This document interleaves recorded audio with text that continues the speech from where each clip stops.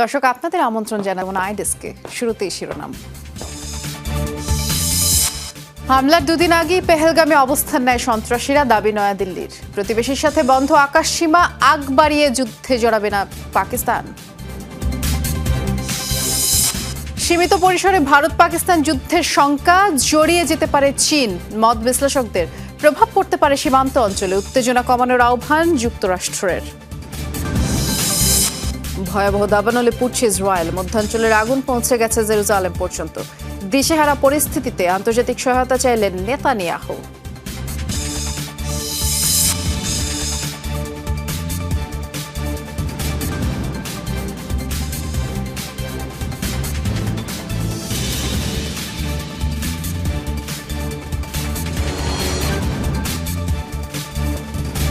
শিরোনামগুলো শুনছিলেন, নুসরাত বৃষ্টির সাথে আছে।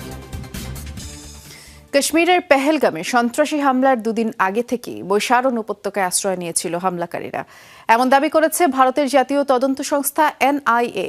হামলার পরিকল্পনায় জড়িত একজনকে জিজ্ঞাসাবাদে এই তথ্য উঠে এসেছে। গোয়েন্দা কর্মকর্তারা জানিয়েছেন, সন্ত্রাসীরা 15 এপ্রিল পেহেলগামে পৌঁছে নজরদারি চালায় অন্তত 4টি স্থানে, এবং এই জায়গাগুলোর মধ্যে বৈশারণ উপত্যকা ছাড়াও ছিল অরু ভ্যালি, স্থানীয় অ্যামিউজমেন্ট পার্ক এবং বেতাব ভ্যালি। তবে কঠোর নিরাপত্তা ব্যবস্থার কারণে শেষ পর্যন্ত বাকি 3টি স্থানে ব্যর্থ হয় হামলার চেষ্টা। ভারতীয় সংবাদ মাধ্যম NDTV এই তথ্য প্রকাশ করেছে। এখন পর্যন্ত হামলার সহায়তায় অভিযোগে প্রায় 20 জনকে চিহ্নিত করা হচ্ছে, যাদের মধ্যে গ্রেফতার করা হয়েছে কয়েকজনকে, আর বাকি সবাই গোয়েন্দা নজরদারিতে রয়েছে। গোয়েন্দা সংস্থার দাবি, নিষিদ্ধ সংগঠন হুরিয়াত কনফারেন্স ও জামাত-ই-ইসলামীর সহায়তায় এই হামলা পরিচালিত হয়েছে। বাংলাদেশের প্রথম 5D AI ইনভার্টার যুক্ত সর্বোচ্চ বিদ্যুৎ সাশ্রয়ী যমুনা এয়ার কন্ডিশনার। আগ বাড়িয়ে কোনো পদক্ষেপ নেবে না পাকিস্তান, তবে ভারত পরিস্থিতি উস্কে দিলে এর কড়া জবাব দেবে ইসলামাবাদ। কাশ্মীর ইস্যুতে যখন পারমাণবিক শক্তিধর দুই প্রতিবেশীর উত্তেজনা তুঙ্গে, তখন এই হুঁশিয়ারি পাকিস্তানের উপপ্রধানমন্ত্রীর। এদিকে পেহেলগাম হামলার পর নানা পদক্ষেপ নেওয়া ভারত এবার পাকিস্তানের জন্য আকাশসীমা বন্ধ করেছে। টানা 1 সপ্তাহের মতো দুদেশের লাইন অফ কন্ট্রোল LOCতে সেনাদের গোলাগুলিও হয়েছে।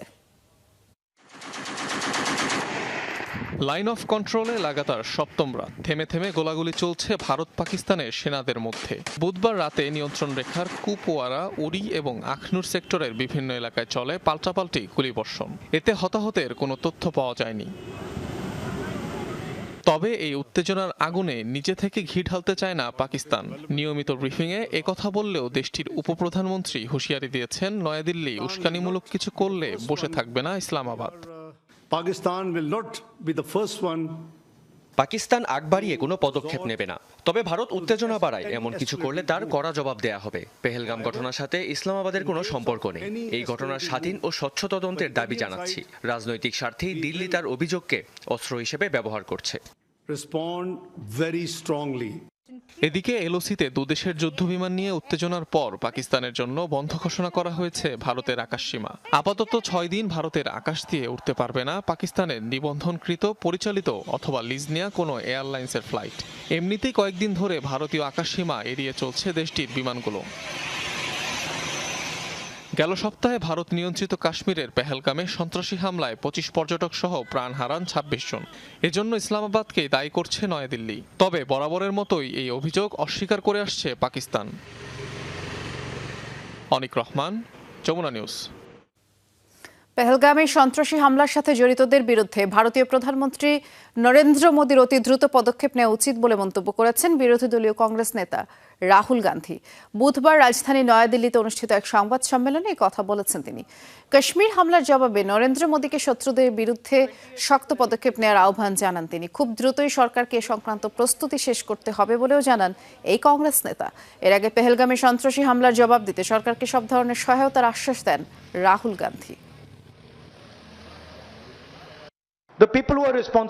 26 জন মানুষকে ঠান্ডা মাথায় হত্যা করা হয়েছে। এই ভয়াবহ হামলার পেছনে কারা জড়িত তাও স্পষ্ট।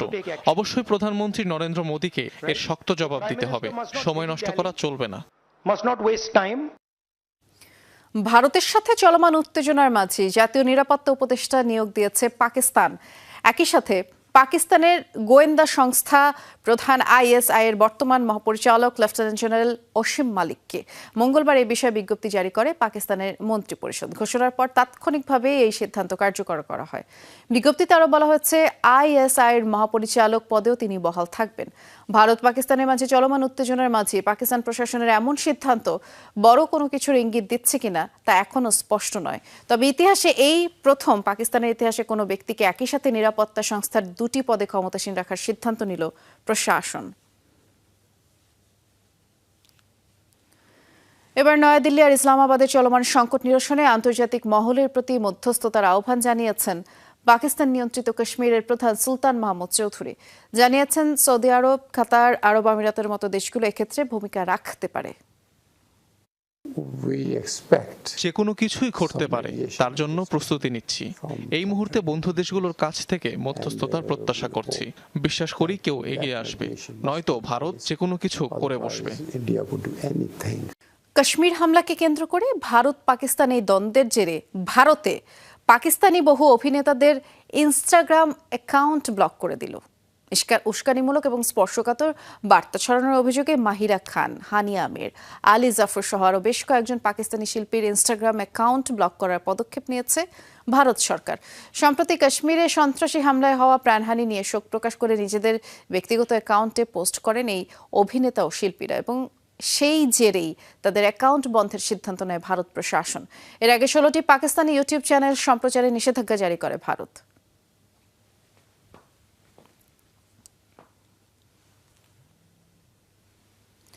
সীমিত পরিসরে যুদ্ধ হতে পারে পাকিস্তান ও ভারতের মধ্যে, এমনকি এই লড়াইয়ে সরাসরি পাকিস্তানকে সামরিক সমর্থনও দিতে পারে চীন। চিরবৈরী দুই দেশের সামরিক উত্তেজনাকে ঘিরে এমন মত বিশ্লেষকদের। 36 ঘন্টার মধ্যে পাকিস্তানে হামলা করতে পারে ভারত। ইসলামাবাদের এমন মন্তব্যের পর যুদ্ধের শঙ্কা নিয়ে নানান আলোচনা বিশ্লেষণ চলছে। তবে সীমিত কিংবা ব্যাপক যে পরিসরেই সংঘাত হোক না কেন, সীমান্ত অঞ্চলের বেসামরিকদের মাঝে ব্যাপক প্রভাব পড়বে বলে জানান বিশ্লেষকরা। কখনো সীমান্তে বিচ্ছিন্ন গোলাগুলি, আবারও কখনো ফাইটার জেটের ধাওয়া পাল্টা ধাওয়া। পেহেলগাম হামলার পর থেকেই যুদ্ধ পরিস্থিতি চিরবৈরী দুই দেশ পাকিস্তান ও ভারতের মধ্যে। 36 ঘন্টার মধ্যে হামলা করতে পারে ভারত। পাকিস্তানের এমন সতর্কতা জারিকে কেন্দ্র করে চলছে নানা আলোচনা। যুদ্ধের সংখ্যা কতটুকু তা নিয়েও চলছে নানা বিশ্লেষণ। রাজনৈতিক বিশ্লেষক এবং সামরিক বিশেষজ্ঞরা বলছেন, ব্যাপক আকারে না হলেও সীমিত পরিসরে লড়াই হতে পারে পাকিস্তান ভারত সামরিক বাহিনীর মধ্যে। পরিস্থিতি বিবেচনায় যা মনে হচ্ছে তা হলো দুই দেশই পুরোদস্তুর যুদ্ধে জড়াবে না, কারণ পাকিস্তান এবং ভারত দুই দেশই পরমাণু অস্ত্র সমৃদ্ধ। তাই খুবই সীমিত পরিসরে যুদ্ধ হতে পারে, কিন্তু তারপরও সীমান্ত এলাকার বেসামরিকদের ভয়াবহ মানবিক বিপর্যয়ে পড়তে হবে। এমনকি যুদ্ধ শুধুমাত্র পাকিস্তান ভারতের মধ্যে সীমাবদ্ধ থাকবে না, এমনটিও বলা হচ্ছে। এক্ষেত্রে জড়িয়ে যেতে পারে চীনও। পরমাণু শক্তিধর দুটি দেশ যুদ্ধে জড়ানোটা অত্যন্ত ঝুঁকিপূর্ণ। এখানে পাকিস্তান ভারত যুদ্ধে জড়িয়ে পড়লে চীনেরও নিষ্ক্রিয় থাকার সুযোগ নেই, কারণ সামরিকভাবে দুটি দেশই একে অপরের সাথে সম্পৃক্ত। তাই কোনো একটি দেশ সামরিক ঝুঁকিতে পড়লে অপর দেশ তাতে জড়িয়ে পড়বে। যদিও দুপক্ষকে সংযত আচরণের জন্য বারবার তাগিদ আসছে জাতিসংঘ, যুক্তরাষ্ট্র সহ বিভিন্ন দেশের পক্ষ থেকে। মীর মুশফিকা হাসান, যমুনা নিউজ। ভারত ও পাকিস্তানের মাঝে চলমান উত্তেজনা কমানোর আহ্বান জানিয়েছেন মার্কিন পররাষ্ট্রমন্ত্রী মার্কো রুবিও। সন্ত্রাসবাদের বিরুদ্ধে ইসলামাবাদ ও দিল্লিকে একসাথে কাজ করার তাগিদ দেন তিনি।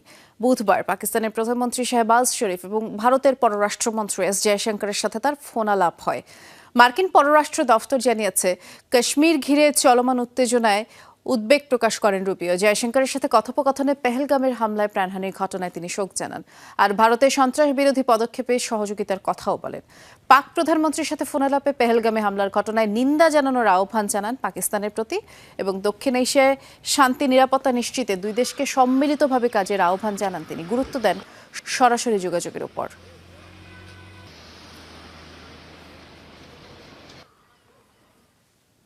ইতিহাসের সবচেয়ে ভয়াবহ দাবানলে উঠছে ইসরায়েল। মধ্যাঞ্চলে ছড়িয়ে পড়া আগুন জেরুজালেম পর্যন্ত পৌঁছে গেছে। জরুরি অবস্থাও জারি করা হয়েছে। লোকালয়ে ছড়িয়ে পড়ার শঙ্কায় অন্তত 10টি এলাকা থেকে বাসিন্দাদের সরিয়ে নেওয়া হয়েছে। বন্ধ হয়ে গেছে জেরুজালেম তেল আবিব প্রধান সড়ক। গাজায় বর্বর আগ্রাসী ইসরায়েল এখন নিজ দেশেই হিমশিম খাচ্ছে আগুন নিয়ন্ত্রণে। আন্তর্জাতিক সহায়তাও চেয়েছে। নির্বিচার বোমাবর্ষণে গাজাকে ধ্বংসস্তূপে পরিণত করা ইসরায়েলের মাইলের পর মাইল এলাকা পুড়ছে আগুনের লেলিহান শিখায়। এক সপ্তাহ আগে দেশটির মধ্যাঞ্চলে ছড়িয়ে পড়া দাবানল আরও ভয়াবহ রূপ নিয়েছে। শুষ্ক উত্তপ্ত আবহাওয়ার পাশাপাশি বেড়েই চলেছে বাতাসের তীব্রতা, যা ঘন্টায় 90 থেকে 100 কিলোমিটার গতি পর্যন্ত উঠতে পারে বলে পূর্বাভাস দেওয়া হয়েছে। তাই ব্যাপকতা বাড়ছে দাবানলের। প্রবল দাপটে ছড়িয়ে পড়ছে বিস্তীর্ণ এলাকায়। 2891 একর পাহাড়ি এলাকা ছাড়খাড় করে এগিয়ে চলেছে জেরুজালেমের দিকে। বন্ধ হয়ে গেছে তেল আবিব জেরুজালেম প্রধান সড়ক। 1.5 বছর ধরে গাজায় নিরীহ মানুষের উপর নিধনযজ্ঞ চালালেও এখন আগুনের কাছে যেন অসহায় ইসরায়েল। 1.5 শতাধিক টিম নিয়েও দাবানল নিয়ন্ত্রণে দিশেহারা পরিস্থিতিতে বিশ্বের অন্যতম সামরিক শক্তিধর দেশটি সহায়তা চেয়েছে আন্তর্জাতিক মহলের। প্রধানমন্ত্রী বেনিয়ামিন নেতানিয়াহু জানিয়েছেন 3টি ফায়ার ফাইটিং প্লেন পাঠাবে ইতালি ও ক্রোয়েশিয়া। সহায়তার অঙ্গীকার করেছে ইউক্রেনও। 150 ফায়ার ফাইটিং টিমের সাথে উত্তর থেকে স্ট্যান্ড বাই গ্রুপকেও আনার সিদ্ধান্ত নিয়েছি। কর্মীরা কাজ করছেন, তবে তীব্র বাতাস বাধা হয়ে দাঁড়িয়েছে। প্রধানমন্ত্রী প্রতিরক্ষা মন্ত্রীকে সুপার হারকিউলিস বিমানের ব্যবস্থা করতে বলেছি। সেগুলো যে কোনো আবহাওয়ায় কাজ করতে পারে। ইসরায়েলে মেমোরিয়াল ডের নানা আয়োজন বাতিল করা হয়েছে দাবানলের কারণে। খালি করে ফেলা হয়েছে আশপাশের 10টি লোকালয়। যে কোনো সময় সরে যাওয়ার প্রস্তুতি রাখতে বলা হয়েছে আরও বহু বাসিন্দাকে। ডরথি দাস্ট্রিন, যমুনা নিউজ। গাজায় গেল 24 ঘন্টায় ইসরায়েলি বাহিনীর হামলায় কমপক্ষে 35 জনের প্রাণ গেছে। আরও 109 জন ফিলিস্তিনি আহত হয়েছে। বুধবার নুসেরাত শরণার্থী শিবিরে বোমা হামলায় 12 জন প্রাণ হারান। উত্তরের জাবালিয়া এবং দক্ষিণের খান ইউনিসেও বোমা হামলায় হতাহত হয় বহু মানুষ। এছাড়া দখলকৃত পশ্চিম তীরের বিভিন্ন এলাকায় তেল আবিব অভিযান চালিয়েছে। গেল 18 মাসে ইসরায়েলি আগ্রাসনে গাজায় নিহতের সংখ্যা ছাড়িয়েছে 52,000। আহত হয়েছেন 1,18,000-এর বেশি ফিলিস্তিনি।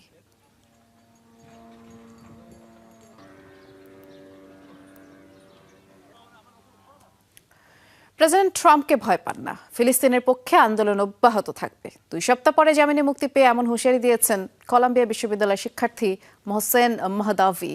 বুধবার তার মুক্তির আদেশ দেন ভারমন্টের আদালত। শুনানিতে বলা হয়, মোহসেনের বিরুদ্ধে অপরাধের কোনো অভিযোগ না থাকার পরেও ট্রাম্প প্রশাসন তাকে আটকে রাখে। ফিলিস্তিনপন্থী আন্দোলনে অংশ নেয় মোহসেনকে আটক করা হয়। যুক্তরাষ্ট্র থেকে ফেরত পাঠানোর নির্দেশও দেওয়া হয়।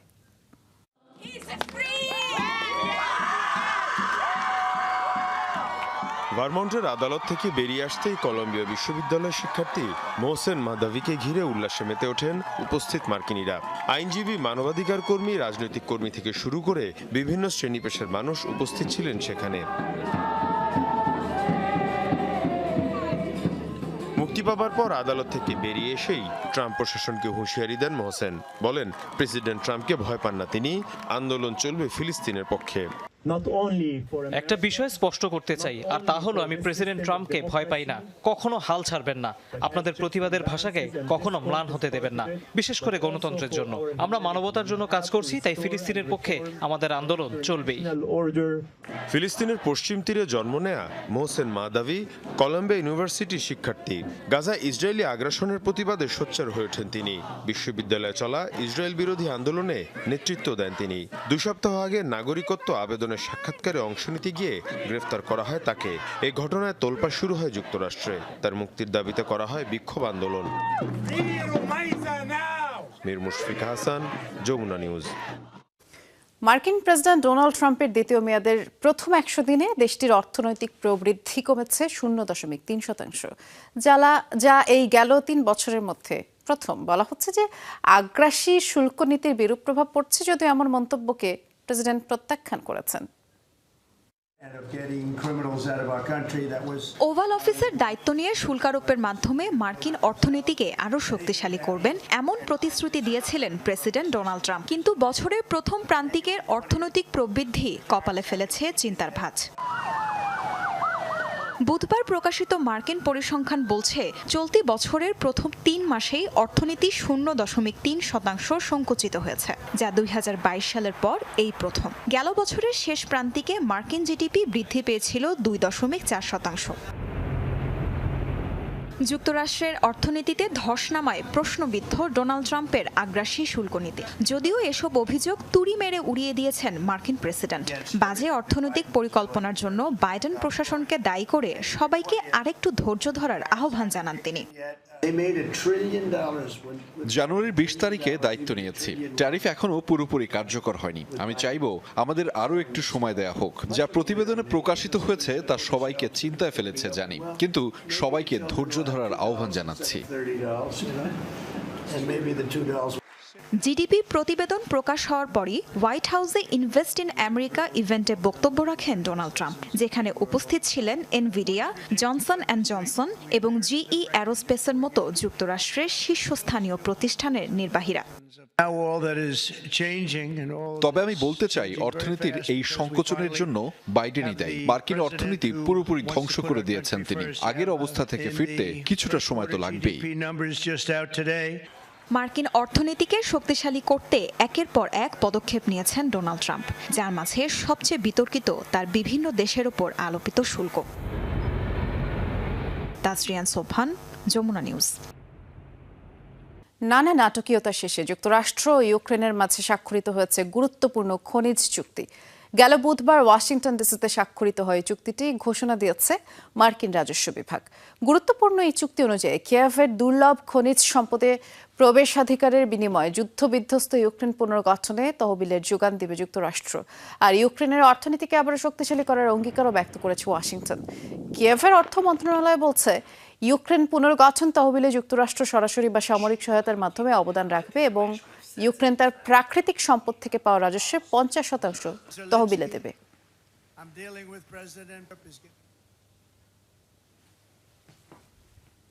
অস্ট্রেলিয়ায় জেটিতে জিপ চালাতে গিয়ে ভুলবশত গাড়ি নিয়ে পানিতে পড়ে গেলেন এক ব্যক্তি।